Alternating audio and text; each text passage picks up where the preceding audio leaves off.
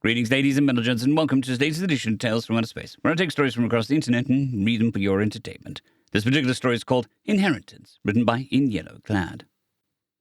When the Great Ones came to us, we were a primitive species living upon a desolate world.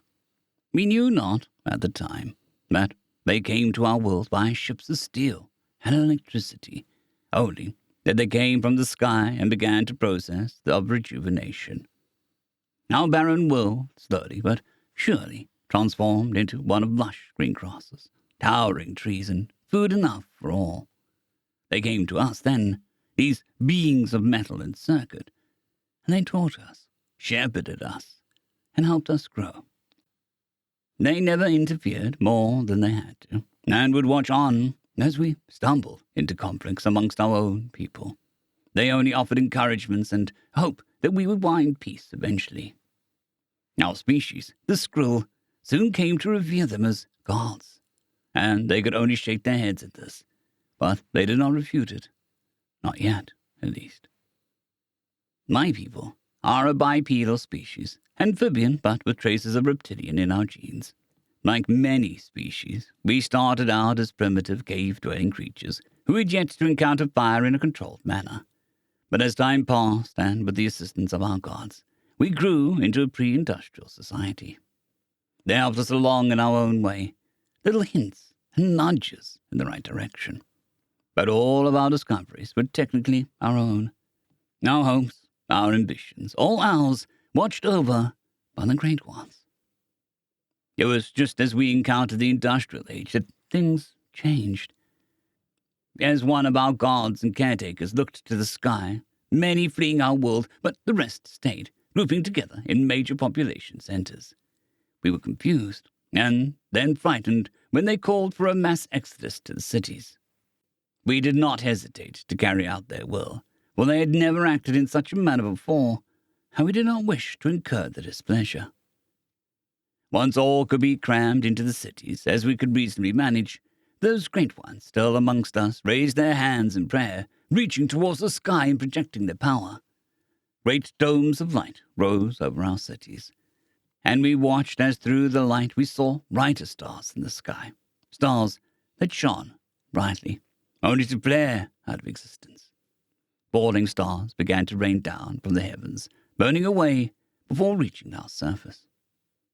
Then came the flash, the light from all around us. Our bodies trembled, and the Great Ones that protected us raised their voices in agony, only to fall silent once the light had passed.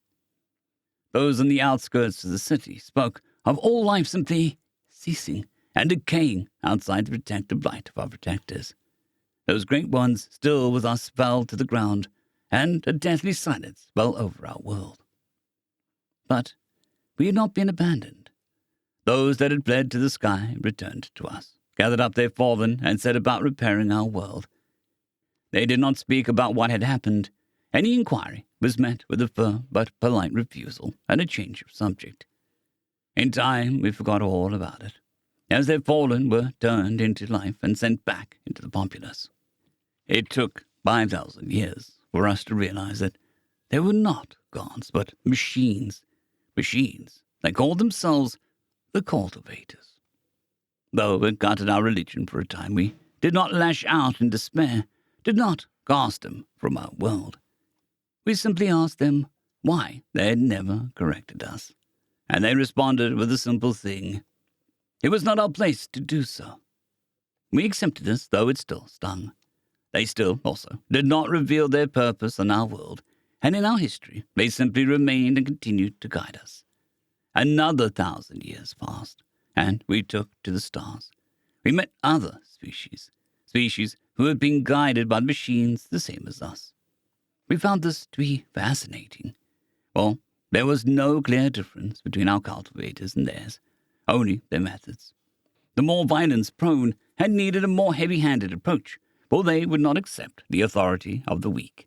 But that had changed, and now they welcomed us with open arms. Another species had been so timid that they would have never left their burrows were it not for the cultivators dragging them out and forcing them to explore. We honestly got the better end of things, or we had not required such drastic measures. only the gentle guidance we received. A realization struck us all then, that our caretakers had clearly been manufactured, but by who or what? We asked them about who had made them, and they seemed to take us in sorrowful air and did not give an answer. Well, not one that was satisfying to us. In the end, we decided to find out for ourselves, and each species we had encountered put together a fleet of diverse individuals and ships and sent them careening out into the galaxy, looking for the home world of our protectors. I was one such explorer, the first to discover the origin point of our benevolent guardians. My name is Yaxel Grux, captain of the Skrull exploratory vessel Sipkus. We had just finished charting another system touched by the cultivators, when the sensor technician spoke up. Captain, got something on the long-range scanners, something synthetic. Seems busted, though, and from what I can see, they said. They were not Skrull, but Yixi. The Yixi are, as many people have said, fish people. They require specialized suits that are filled with constantly filtered water, as outside of such a thing they would suffer a rather gruesome fate. Deft appendages flew over the console as I stared down at the screen, getting a better idea of what they were detecting, eager to answer the questions I've yet uttered. Such was our efficiency. Some sort of relay, a buoy maybe, I don't know. But whatever it is, it took one hell of a pounding before it shut down. Any sign of defenses? I asked, and they shook their head. Negative. If there were any, they're long gone, probably taken out when it got destroyed. I think it's safe to approach. Very well. Help, lay in a course and take us there by the best possible speed. The helm offs and nods, and I hear a gentle clanging of the synthetic guest approaching from behind my chair. Captain, is something the matter? Our cultivator asked. They were present on nearly every ship, for the sole purpose of keeping an eye on things and helping out whatever they may need them to. It's probably nothing, but we're heading into some sort of buoy or relay that got shredded either by natural means or in a fight, I stated, looking over the synthetic being beside me.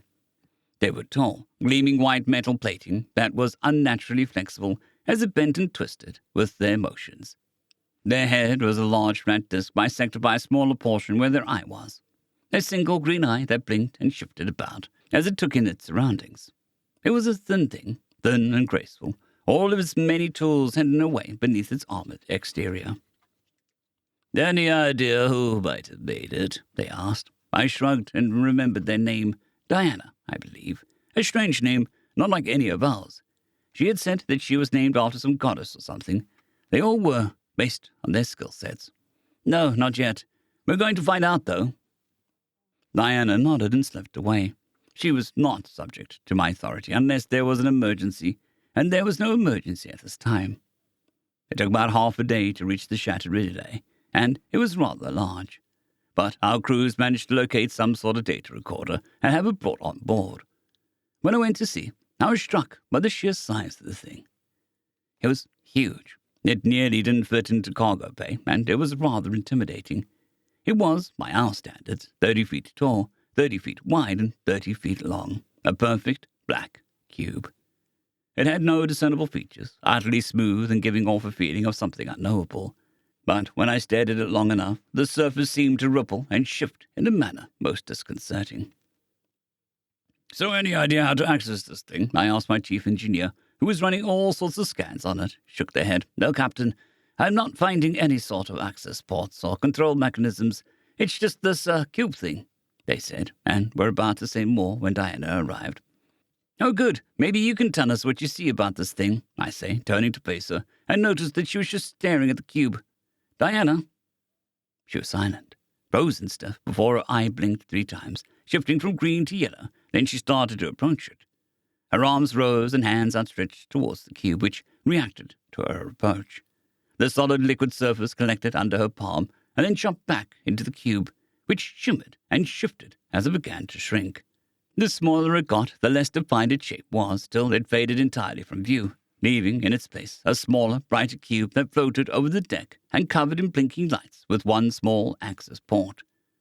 She approached the cube, a data jack extending from her wrist as she grasped the cube. A soft whirring noise arose from both of them, and we all watched in quiet wonder and worry. Diana, what can you tell us? I spoke, my voice barely a whisper. This was built by my creators, by humanity it is," she spasmed, the light of her eye turning a baleful red as she straightened her shoulders. Built-in hologram emitters have activated, and her synthetic form gave way to a tall figure, bipedal with fur around their mouths and on their head.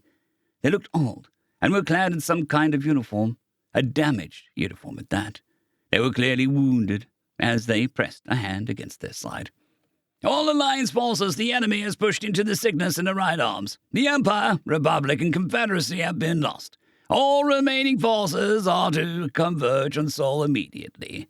Narstand protocols in effect. Project Blackout is activated. All cultivated units prepare for defensive actions, attend to your charges, and ensure their survival.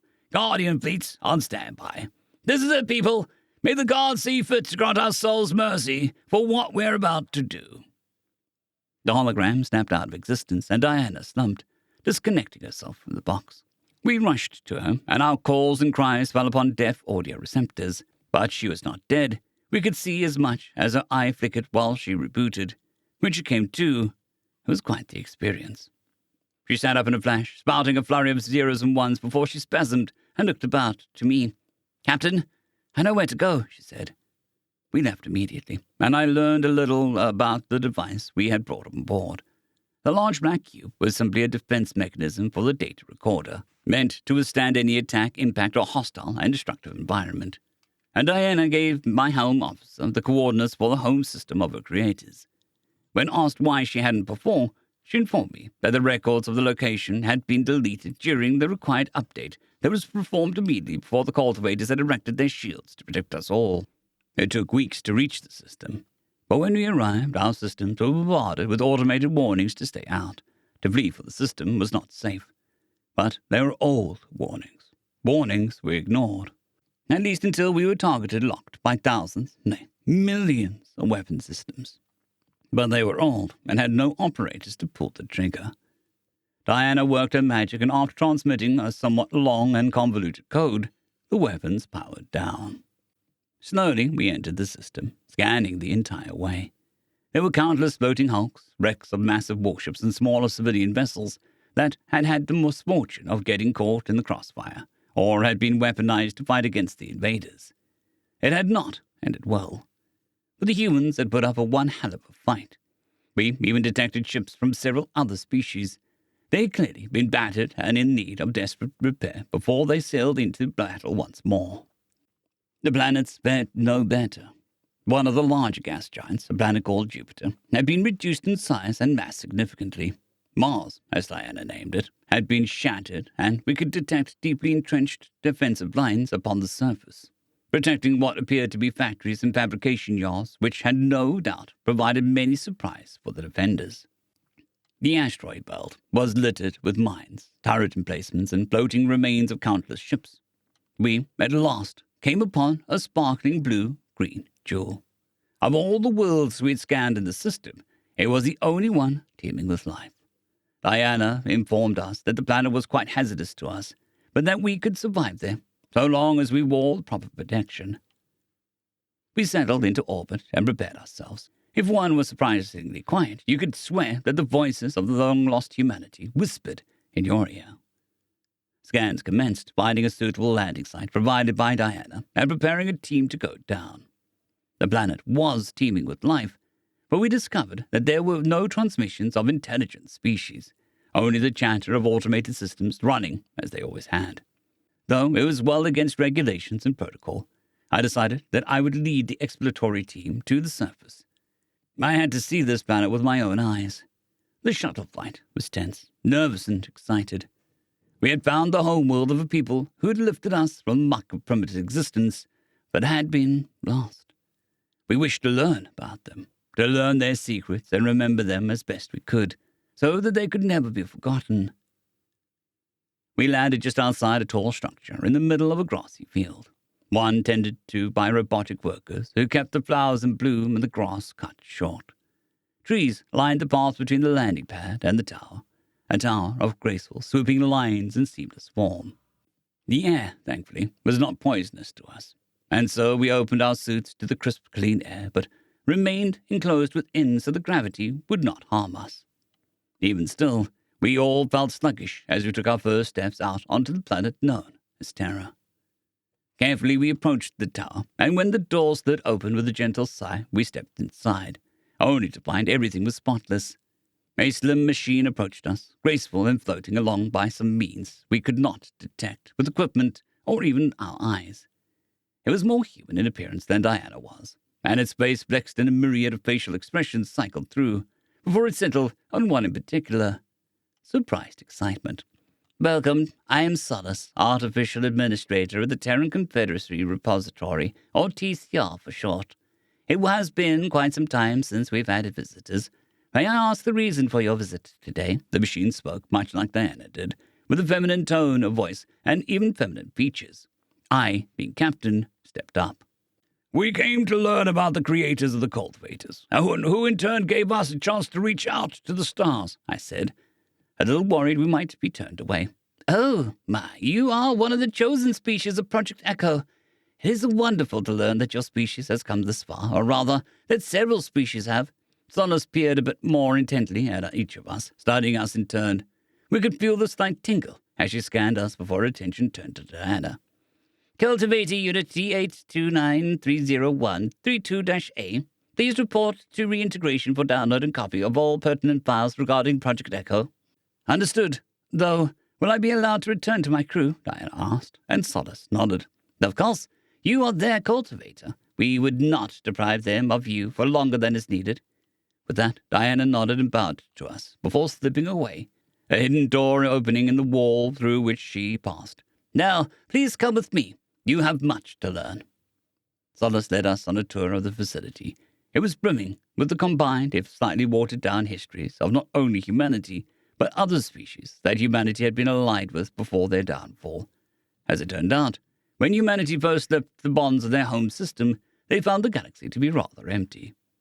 There were only 3 other species that had reached extrasolar flight capabilities, and they were just as desperate for some of the sort of companionship as humanity was at the time. Though each species was wildly different in both appearance and cultures, they managed to find a common ground, and soon humanity stood beside the 3 largest of the most powerful species in the galaxy. The Aldrat were a lizard-like species, with a propensity for being stubborn, bull-headed, and strong warriors. They were the rulers of the Empire. The Utals were graceful and long-lived, masters of technology that was later used in the creation of cultivators and the Guardian Fleece, which would protect the Republic and all the other species that called them friend. And lastly were the Lemmy. They were not strong like the Aldrat, nor as long-lived as the Utal, but they were clever and had a keen interest in numbers and logistics. They revolutionized the supply chains and trade deals between all of them, and became the de facto masters of coin and trade within the Alliance. Their trade confederacy was unmatched. Of course, there was humanity, which filled so many roles, but mainly they became the governing body. They could be found in administrative roles all over the Alliance. For a time, everything had gone well. There were times where the tensions would rise. The Alliance might have been on the verge of desolation, but something always brought them back together, strengthened their bonds. But when they realized that they were going to be the only ones to reach the stars, that the next new ones were thousands of years behind them in terms of development and evolution, they decided to speed things up a bit. And so the cultivators were born. True AI, meant to guide species to the stars without sacrificing things like culture or identity. A guiding hand, one that would be gentle but insistent. They called it Project Echo, for in a way, all of us would be echoing the near-meteoric rise of humanity on their planet. The speed was baffling to many on just how long they'd gone between bashing each other over the head with rocks and landing on their moon to the first FTL flight. And, for a time, they all watched with anticipation as the cultivators did their jobs perfectly, guiding us all to new heights of technology and civilization. But then the Ura came, an extragalactic threat of unprecedented power that began to chew away at the galaxy. For all their strength, they could only hope to delay the Ura, and that's precisely what they did. So only Sol was left to stand against them. We entered a room, one with a variety of chairs, and were directed to sit and wait. The lights dimmed, and a hologram of a human appeared. It was the same one that Diana had shown us, but they looked even worse now. "I don't know if this message will ever be heard, but if it is, whoever you are, you stand where we failed. We did all we could. Poor people we will never get to meet. That's good enough for us. I hope that you can accept the decision we had to make. It was a tough one, but it was necessary. The Aura were nearly unstoppable, and so we came up with a weapon that even they could not resist. A galaxy killer. We never wanted to use it, but it was rather that, or let them consume the galaxy. Consume you, who had no idea the conflict beyond your skies. The man paused, dragging his hand down with his face and with a heavy sigh. So, if you're seeing this, it means we're gone. We activated the Hellfire Lotus and burned the galaxy clean. But your cultivators protected you, and the Guardian fleet should still be active, just waiting for someone to come and take the reins.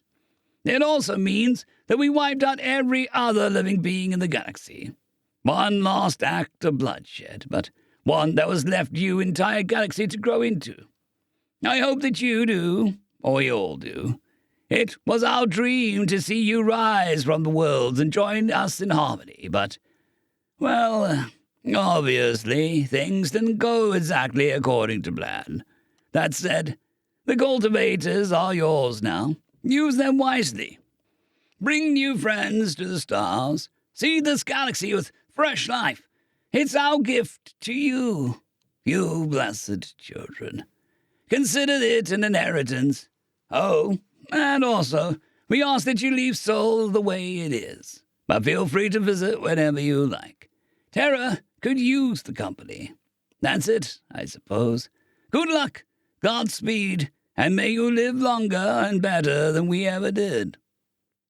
We sat, saddened that such kind species had been lost, but we would honor their wishes, and so we left with our findings.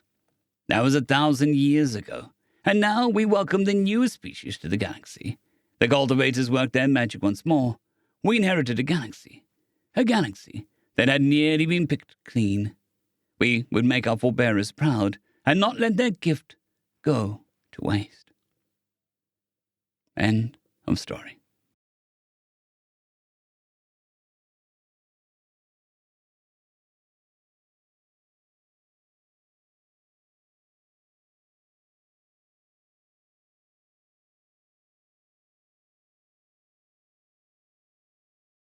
I'd quickly like to thank our Tier 5 channel members, Caspar Arnholt, John Creighton, Manatharia, 050, Dragzoon WRE, and Elijah Silvercross. Thank you very much.